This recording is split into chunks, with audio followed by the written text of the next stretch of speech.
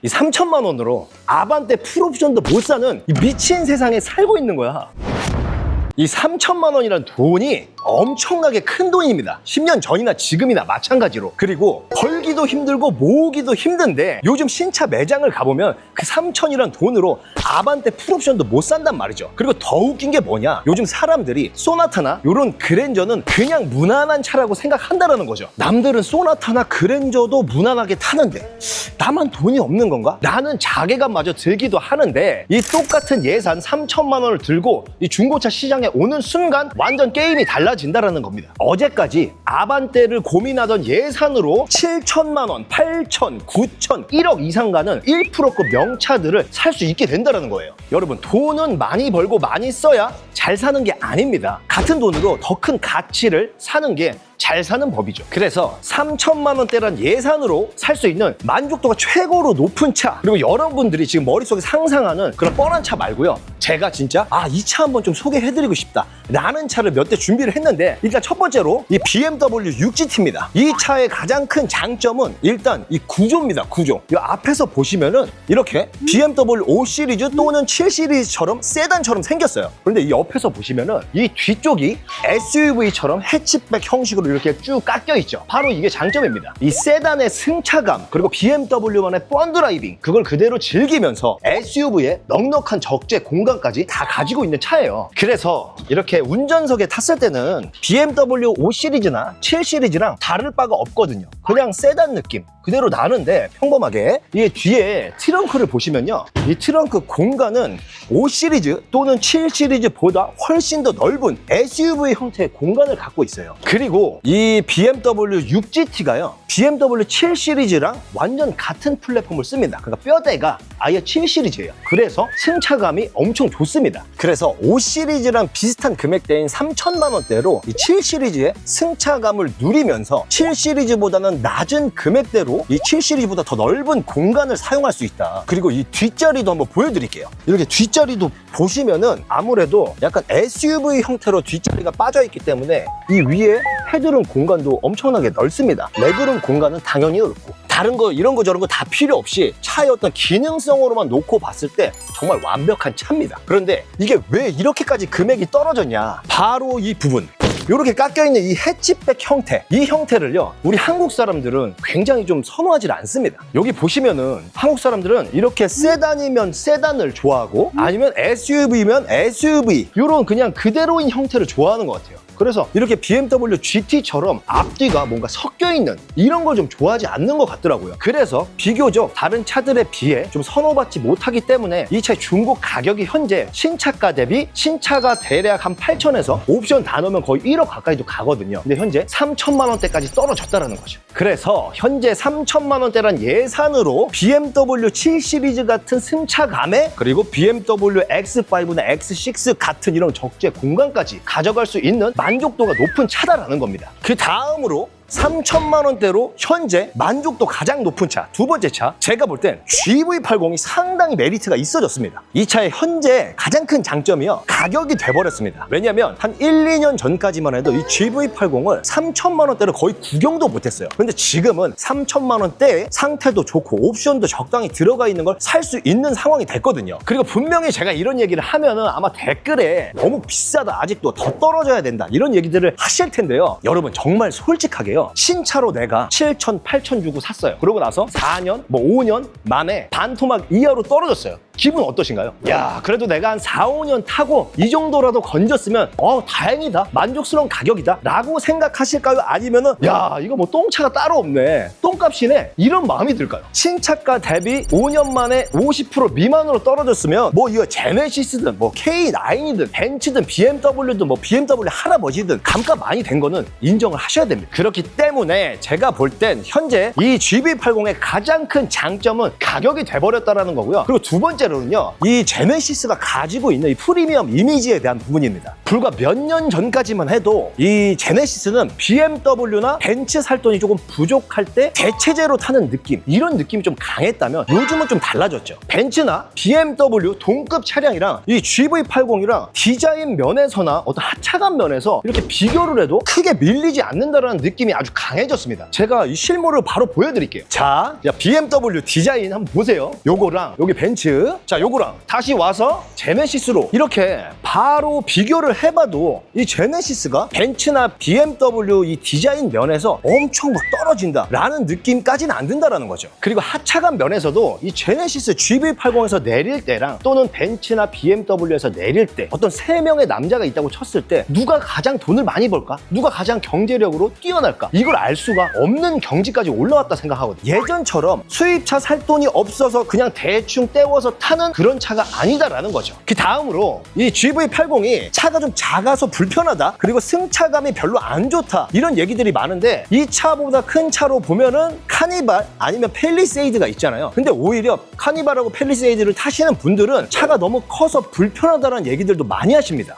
크면 큰 대로 또 장점도 있지만 단점도 따라옵니다. 그래서 제가 볼 때는 이 GV80이 작다라는 거는요, 어떤 특정 차에 비해 작다라는 거지 이 차를 타면서 좁다고 느껴서 그게 불편함이 될 만큼 그런 불만을 얘기하는 게 아닌 것 같습니다. 그 다음에 이제 승차감이 안 좋다라는 말을 많이 하는데요, 보통 한국 사람들은 물렁물렁한 승차감을 좋아하거든요. 부드럽게 느껴지기 때문에 뭔가 하드하고 단단한 느낌이 들면 승차감이 안 좋다고 느낍니다. 이게 이런 거 비슷한 겁니다. 이 침대도요, 라텍스가 막 부드럽게 해서 인체 공학적으로 막 허리, 머리, 다리를 다 붙잡아주면 그게 편안하게 느끼는 사람이 있어요. 그런데 딱딱한 걸 또 좋아하는 사람이 있습니다. 그래서 침대 매트리스를 보면요, 고가의 매트리스 중에 물렁물렁하고 푹신푹신한 스타일도 있고 좀 견고하고 딱딱한 스타일도 있는 거예요. 그래서 이 승차감에 대한 부분은요, 뭔가 하드한 걸 좋아하느냐 아니면은 부드러운 걸 좋아하느냐, 이런 어떤 느낌의 차이인 것 같습니다. 똑같은 차를 타도 사람마다 다 느끼는 게 다를 수 있으니까요. 그리고 이 실내도 보면요, 벤츠나 BMW처럼 화려한 맛은 없습니다. 근데 저는 그렇게 생각을 해요. 꼭 이 고급스러움이 화려해야지 고급스러워 보이는 건 아니다. 오히려 심플함에서 나오는 고급스러움이 더 어려운 거다 생각합니다. 그런데 그런 면에 있어서 이 GV80 실내를 보면 그런 게 좀 느껴지지 않나 라는 생각을 합니다. 이게 사람도 똑같잖아요. 정말 막 풀 메이크업에 풀 장착을 해서 이뻐 보이고 멋있어 보일 수 있는데 정말 흰 티에 청바지만 입어서 되게 멋있어 보이고 이뻐 보이기가 힘든 것처럼요. 그래서 저는 현 시점으로 3천만 원대에 이 GV80이 국산차 중에 가장 좀 만족도가 높은 디자인면, 하차감면, 기능성 면에서 다 만족시켜주는 그런 차라고 생각합니다. 그리고 승차감이란 도대체 어떤 게 좋은 것이냐, 이 라는 것에 대한 어떤 정답 같은 걸 세 번째 차의 설명을 좀 들어보시면 아마 좀 이해가 가실 겁니다. 그래서 세 번째 차는 볼보 S90입니다. 일단 이 차는요, 엄청 대중적인 차는 아닙니다. 그런데 그게 곧 중고차에서는 엄청난 장점이 되죠. 왜냐? 많은 사람들이 5 시리즈나 벤츠 E클래스처럼 많이 탔다, 이 차를.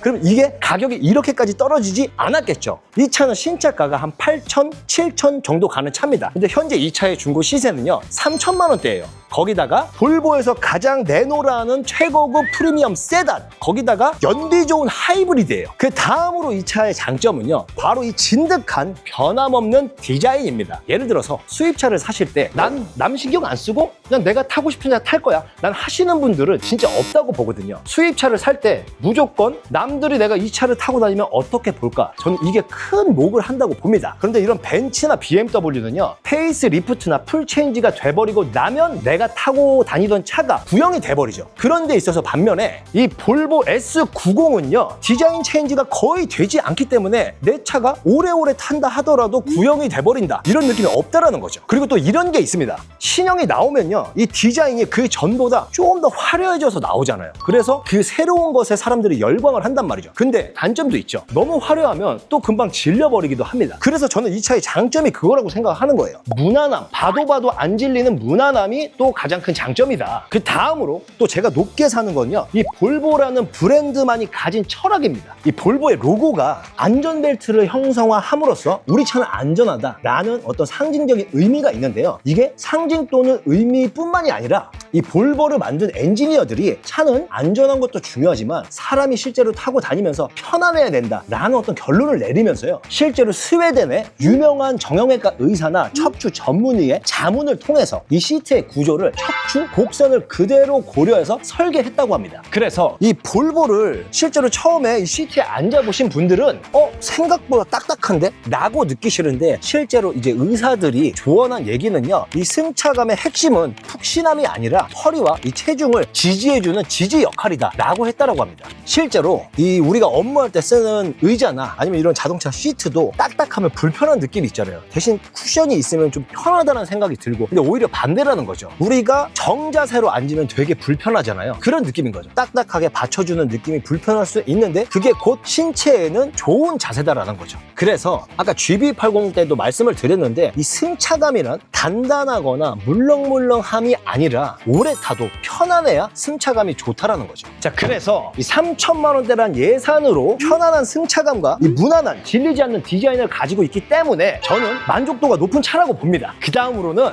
여태까지 나왔던 차랑 결이 좀 다릅니다. 바로 오프로드 끝판왕 지프 그랜드 체로키예요. 요즘 SUV들은 이렇게 디자인이 좀 동글동글합니다. 그렇죠? 이렇게 동글동글하게 나오는데 원래 SUV 감성은 이런 각진 스타일이에요. 그래서 첫 번째 장점으로는 전 차종 수입 국산 불문 없이 모든 브랜드를 다 통틀었을 때 각진 오프로드 감성 디자인을 유지하고 있는 브랜드는 이 전 지프밖에 없다고 봅니다. 그리고 두 번째 장점, 보통 수입차로 예를 들게요. 그러면은 벤츠 또는 BMW 그리고 여기 레인지로버 이런 거는 약간 고급스러움이 최우선이 됩니다. 그래서 그 브랜드 안에 차 종마다 예를 들면 벤츠 C클래스를 타는 사람과 E클래스, S클래스 타는 사람이 약간 급으로 나눠지기도 하잖아요. 그런데 이 지프를 타시는 분들은 이 차종마다 급으로 나뉘는 게 아니라 100% 취향으로 갈리는 겁니다. 그래서 랭글러는 약간 사하라 사막을 지금 당장이라도 달려가고 싶은 그런 자유로움, 그리고 컴패스나 레니게이드는 약간 나만의 감성을 드러내면서 동시에 생활형 데일리카로 사용하시는 분들, 그리고 이 그랜드 체로키는 랭글러의 어떤 자유로움 그리고 지프나 컴패스의 편안함 거기다가 프리미엄 이미지까지 가지고 있는 이 지프에서는 가장 고급 차입니다. 그래서 독일 차는 남의 시선을 사지만 이 지프는 나만의 자유로움을 산다라는 어떤 낭만이 있죠. 그리고 거기다가 이 실내를 보면요 또 그렇게 투박하지만도 않습니다. 보시면 일단은 오프로드 감성이지만 이 앰비언트 라이트가 쫙 깔려서 나오죠. 거기다가 모든 버튼이 다 수동식 버튼식 버튼이 아니라 다 이것도 터치가 됩니다. 그러니까 정통 오프로드 감성과 요즘 신문물이 결합되어 있는 결합체다라는 겁니다. 그리고 이 그랜드 체로키가 3600cc입니다. 그래서 대형 SUV이기 때문에 고속주행이나 이런 걸 때 주행감이요 상당히 묵직하고 승차감이 꽤 좋은 편이에요. 오프로드 차인데도 불구하고. 그리고 실내 공간도 엄청나게 넓고, 그래서 보통은 패밀리카로도 사용을 하고 아니면 차박, 캠핑용 이런 차로도 종종 사용이 됩니다. 자, 그런데 이 차가 가장 중요한 건 뭐냐면요, 이렇게 사이즈도 크고 정숙하고 옵션도 좋고 신문물도 다 결합이 돼 있는데 여기 보이시는 이 올류 렉스턴 종류 중에서 3천만 원이 넘어가는 것도 많거든요. 근데 이 똑같은 차가 같은 3천대로 살 수 있다는 게 장점이죠. 물론 싸면 뭐해, 유지비가 그냥 수억이 깨질 텐데 라는 생각을 하실 텐데요. 여러분 이 얘기를 들어보세요. 오늘의 주제 3천만 원대에서 만족할 수 있는, 그죠? 금액이 3천만 원대입니다. 3천만 원대의 차를 사면요 그 어떤 차를 사도 대부분 유지비가 많이 들어요. 3천만 원으로 중고차로 아반떼도 살 수 있고 셀토스도 살 수 있고 코나도 살 수 있습니다. 그런데 중고차 사는데 3천만 원으로 그거 사실 건 아니시잖아요. 그래서 제 말은 3천만 원이라는 예산으로 분명 중고차로는 조금 고급차를 사실 텐데 그런 차들은 다 유지비가 많이 나온다, 어느 정도 감안을 하고 타야 된다라는 얘기입니다. 그리고 물론 수입차를 사시면서 수리비가 많이 나오는 것에 대한 부담이 이렇게 얘기를 해드려도 많이 가지고 계실 겁니다. 그런데요, 수입차를 샀는데 나는 일주일 만에 차가 퍼졌다, 나는 한 달 만에 엔진을 내렸다, 이런 얘기는요 차 자체를 살 때 그냥 불량품을 사신 거예요. 요즘처럼 이렇게 중고차 시장에 오셔서 리프트 점검, 스캐너 점검, 도막 측정 이런 거를 꼼꼼하게 잘 하고 현재 상태에 대해서 잘 체크받고 구매를 하시면요 수리비 폭탄을 맞을 일이 없어요. 그렇지만 그럼에도 불구하고 그런 경우가 아예 안 생기는 건 아닙니다. 그런데 거기서 중요한 건 어디서 샀느냐가 중요해지는 거예요. 그래서 정리하자면요, 아무리 고가의 수리비가 많이 나오는 차도 살 때 잘 체크받고 검증이 된 곳, 책임을 져주는 곳에서 구매를 하시면 그래도 그런 부분에 있어서 조금 해방이 되실 거다라는 얘기입니다. 예산이 3천만 원이 되시면요, 아마 1,000만 원일 때보다 고민이 더 많이 되실 겁니다. 근데 저는 이 금액대에서 가장 좀 중요한 건요, 바로 명분이라 생각합니다. 그 명분이 무엇이냐? 오늘 제가 말씀드린 이 4대 차마다 명확한 명분이 있어요. 왜 그 차가 만족도가 높은지에 대한 명분. 연비가 다 좋은 차도 아니고 다 큰 차도 아니고요, 다 뭐 가성비가 있는 차도 아니지만요, 명분이 분명한 차, 이런 차를 구매하셔야 된다고 생각합니다. 그래서 이 외에도 명분이 분명한 3천만 원대의 차들이 엄청 많기 때문에요, 언제든 연락 주시면 제가 정확하게 추천해드리겠습니다.